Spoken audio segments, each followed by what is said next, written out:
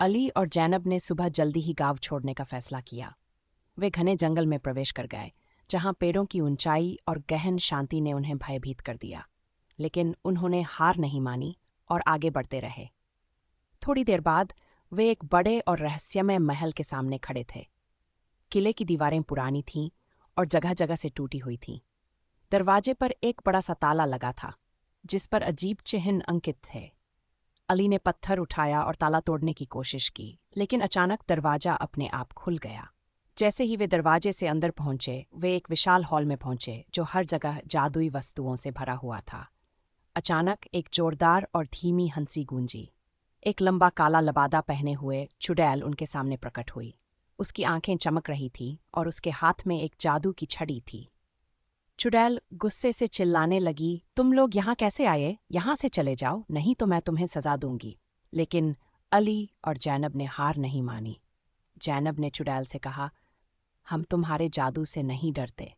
हम यहाँ समय को नियंत्रित करने वाली घड़ी लेने आए हैं। चुड़ैल ने अपनी छड़ी उठाई और अली और जैनब की ओर एक जादुई किरण फेंकी। लेकिन अली ने जल्दी से अपनी जेब से एक छोटा सा दर्पण निकाला और उसकी किरण को वापस चुड़ैल की ओर मोड़ दिया। चुड़ैल अपने ही जादू में फंस गई और एक छोटे मेंढक में बदल गई। जैसे ही चुड़ैल गायब हो गई, अली और जैनब ने महल के अंदर खोज शुरू कर दी। अंततः वे एक छोटे से कमरे में पहुंचे, जहां एक मेज पर एक चमकती हुई घड़ी रखी हुई थी। जैनब ने घड़ी उठाई और दोनों बच्चे खुशी खुशी महल से बाहर चले गए।